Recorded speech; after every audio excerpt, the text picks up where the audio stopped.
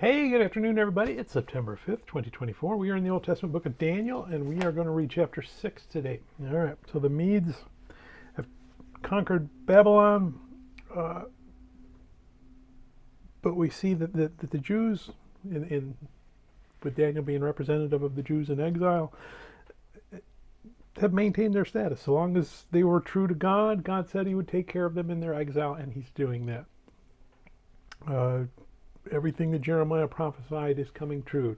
Babylon's wiped out. The Jews in exile are being protected, being exalted. They're in high places in the government. So they found favor in the eyes of their captors. They found favor in the eyes of God, and they're being prepared now to return.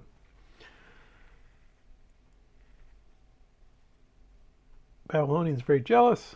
They devised this plot to try and trap Daniel one more time. They convinced King Darius of the Medes that, hey, if you proclaim that we should all worship you for a month. Why he goes along with it, I don't know, but he does. And then they know that Daniel prays 3 times a day, so as soon as he does that, they say, aha, there, he's not praying, and they rush him off to King Darius. And they remind King Darius that the Medes have this rule that when the king says something's going to happen, that thing has to happen. He can't take it back. So Daniel is thrown to the lions, and we see that the king worries about it all night long. He can't sleep. In the morning, he goes down, and Daniel says, hey, God protected me. I trusted God. God protected me.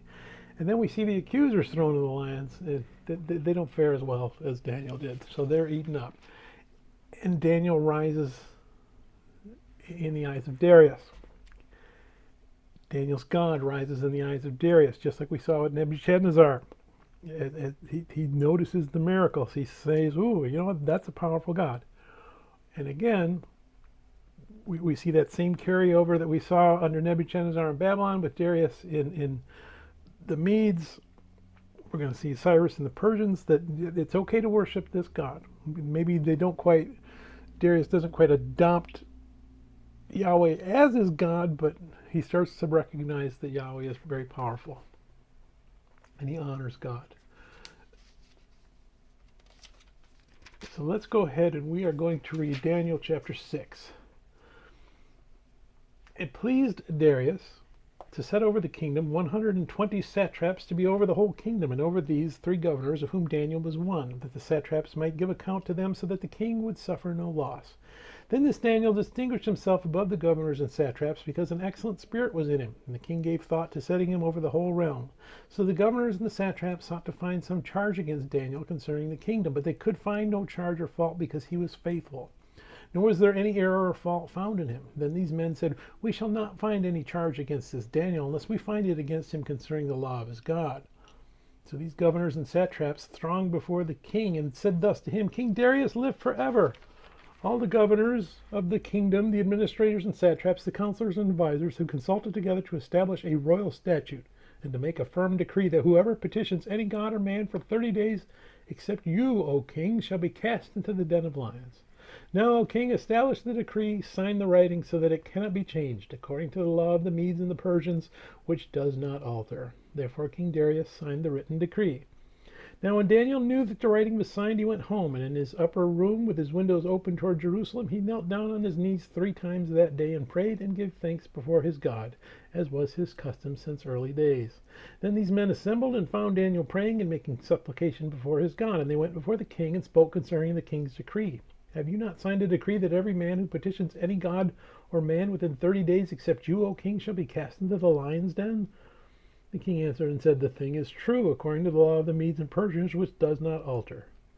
So they answered and said before the king, that Daniel, who is one of the captives from Judah, does not show due regard for you, O king, or for the decree that you have signed, but makes his petition 3 times a day. And the king, when he heard these words, was greatly displeased with himself, and set his heart on Daniel to deliver him. And he labored till the going down of the sun to deliver him. Then those men approached the king and said to the king, know, O king, that it is the law of the Medes and the Persians that no decree or statute which the king establishes may be changed. So the king gave the command, and they brought Daniel, and they cast him into the den of lions. But the king spoke, saying to Daniel, your God whom you serve continually, he will deliver you. Then a stone was brought and laid on the mouth of the den, and the king sealed it with his own signet ring and with the signets of his lords, that the purpose concerning Daniel might not be changed. Now the king went to his palace and spent the night fasting, and no musicians were brought before him. Also his sleep went from him. Then the king arose very early in the morning and went in haste to the den of lions. And when he came to the den, he cried out with a lamenting voice to Daniel. The king spoke, saying to Daniel, Daniel, servant of the living God, has your God, whom you serve continually, been able to deliver you from the lions? And Daniel said to the king, O king, live forever. My God sent his angel and shut the lions' mouths so that they have not hurt me, because I was found innocent before him, and also, O king, I have done no wrong before you. Now the king was exceedingly glad for him, and commanded that they should take Daniel up out of the den. So Daniel was taken up out of the den, and no injury whatever was found on him, because he believed in his God. And the king gave the command, and they brought those men who had accused Daniel, and they cast them into the den of lions, them, their children, and their wives, and the lions overpowered them and broke all their bones in pieces, before they ever came to the bottom of the den. Then King Darius wrote to all peoples, nations, and languages that dwell in all the earth, Peace be multiplied to you. I make a decree that in every dominion of my kingdom men must tremble and fear before the God of Daniel. For he is the living God and steadfast forever.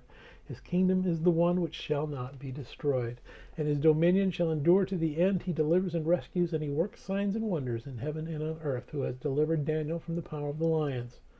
So this Daniel prospered in the reign of Darius and in the reign of Cyrus the Persian. May God bless the reading of his word. May God bless you. Bye.